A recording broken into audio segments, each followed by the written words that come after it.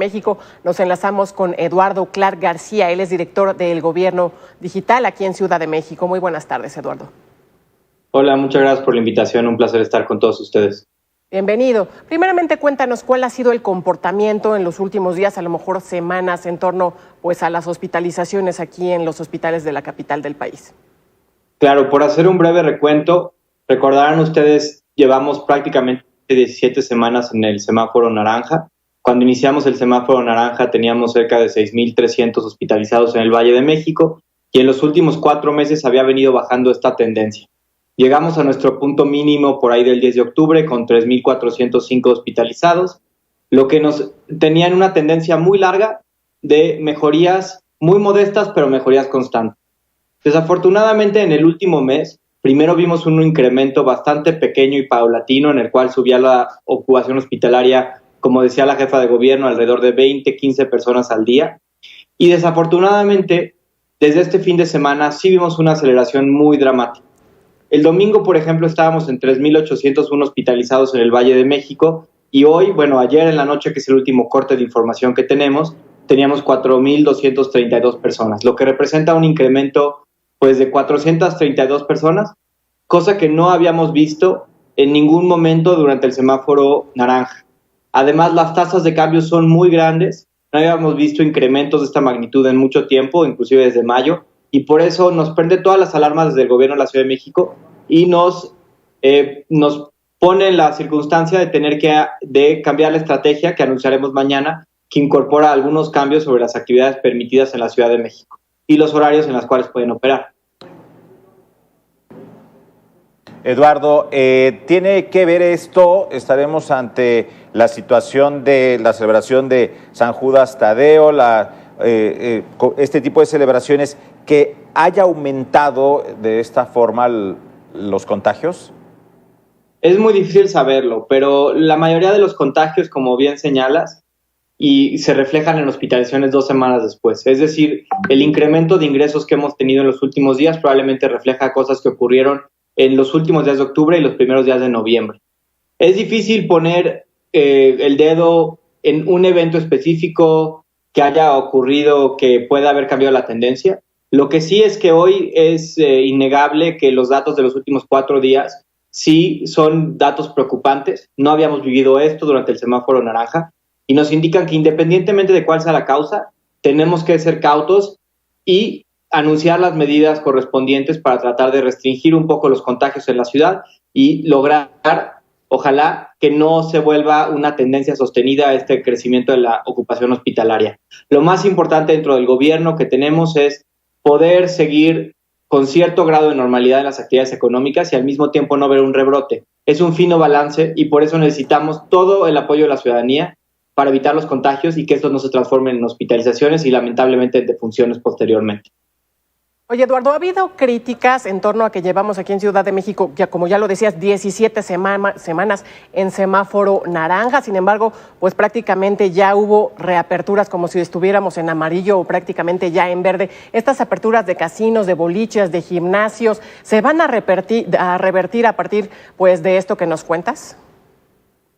Mira, la razón principal por la que nosotros hemos venido abriendo actividades de manera paulatina, y sí me gustaría dejar esto muy claro, y es lo que ya apuntas, el semáforo naranja de la primera semana de semáforo naranja es muy diferente en términos de lo que permite comparado con el de hace 2 semanas. La razón por la que esto se podía hacer es porque cada semana, cuando nosotros veíamos una mejoría en la situación hospitalaria, cuando veíamos menos contagios, veíamos qué actividades podríamos incorporar a la actividad económica. Esto también para no generar una crisis económica de magnitudes gigantes en la ciudad. Durante prácticamente 16 semanas, este modelo nos permitió ir abriendo actividades y al mismo tiempo no ver ningún tipo de rebrote. No teníamos ninguna tendencia que nos dijera va a subir otra vez. Hoy en día es diferente y así como hicimos paulatinamente una apertura de actividades, lo que estamos planteando en este momento es una reversión paulatina de ciertas actividades de mayor riesgo, ciertos horarios que pueden ser conflictivos, ciertos aforos que tal vez habíamos abierto conforme iba bajando. Mañana conocerán ustedes estas medidas, no me quiero adelantar porque van a depender mucho también de cómo lleguen los datos el día de hoy, pero lo que sí es importante señalar es que es parte de una estrategia que hemos venido teniendo de abrir cuando podemos abrir, cuando vemos mejorías para no atrofiar la actividad económica. Y en este momento, desafortunadamente, ante estos incrementos tenemos que hacer el opuesto. Eduardo, en este mapeo que se tiene, hay alcaldías con algunas zonas todavía pues alejadas de la Ciudad de México, a lo mejor de la mancha urbana importante, donde en tianguis, donde en fiestas patronales o fiestas familiares, pues no se cumplen con las medidas sanitarias recomendadas. ¿Es aquí donde se siguen presentando más contagios o es indiferente? Lo que sí hemos visto en las últimas semanas y ya de hecho en el último mes es una migración un poco de los focos importantes de contagio. Esto lo puede consultar en nuestra página de datos abiertos en covid19.cdmx.gov.mx. Es que tenemos ciertas alcaldías que siguen siendo problemáticas en su número de contagios, particularmente las alcaldías del poniente de la ciudad, desde la Magdalena Contreras, Álvaro Obregón, un poco de Coajimalpa, y hemos visto que ciertas alcaldías que tenían problemas hace algunos meses, particularmente en el sur de la ciudad, como Xochimilco, Milpalta, Tlalpan, inclusive Iztapalapa, han tenido mejorías importantes. Sin embargo, nosotros, ante un incremento tan notable de la ocupación hospitalaria, tenemos que atender a la ciudad de manera integral y comprensiva. Por eso estamos fortaleciendo el programa de toma de muestras COVID esta semana y la próxima de manera bastante importante en toda la ciudad, con énfasis en las 158 colonias con más contagios. Pero digamos que ante estos números tenemos que volver a pensar en la ciudad como un todo también y atender mucho más en zonas de toda la ciudad. Eduardo, ¿qué tanto influye que estamos justo en medio del Buen Fin, esta pues gran campaña para reactivar el consumo, reactivar la economía? ¿Estarían ustedes esperando a que terminara el Buen Fin para pues que Ciudad de México regresara a semáforo rojo? Estamos todavía evaluando exactamente qué medidas vamos a implementar el día de mañana. Les digo, van a ser tan serias como lo ameriten los últimos datos que recibamos hoy para confirmar la tendencia de una semana completa a la alza. Lo que sí es que en este momento estos ingresos hospitalarios sería muy difícil que estuvieran relacionados a la última semana de Buen Fin. Como anotaban ustedes mismos, la mayoría de estos contagios se traducen en hospitalizaciones 2 semanas después. Entonces todavía estamos viendo cosas de hace un par de semanas.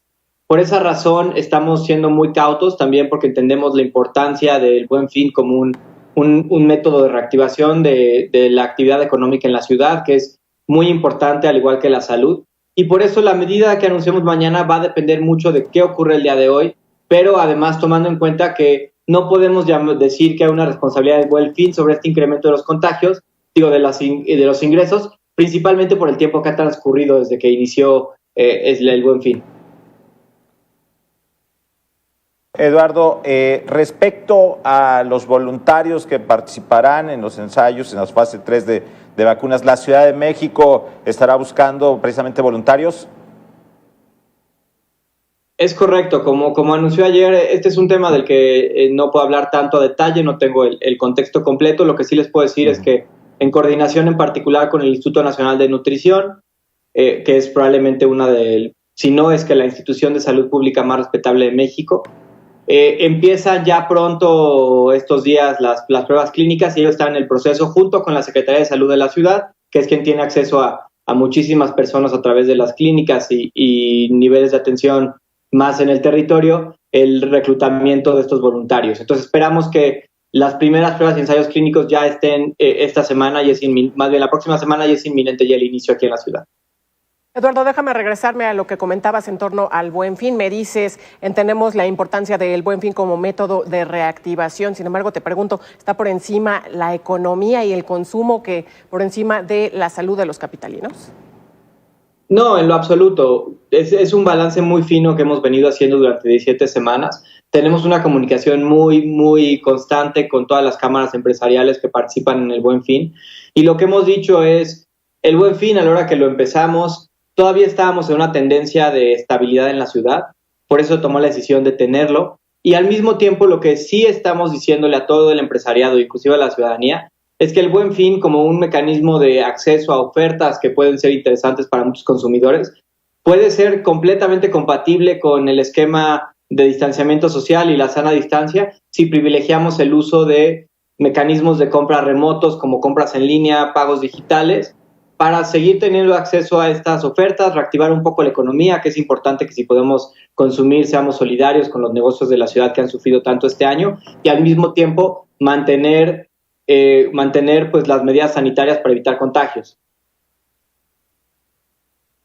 Eduardo, me adelanto un poco a las fechas, pero bueno, 12 de diciembre y las posadas, las determinaciones que se tomen serán muy importantes porque en esos eventos sí hay congregación importante de personas. Es correcto, y es algo que hemos venido planeando no desde ahora, sino desde hace meses.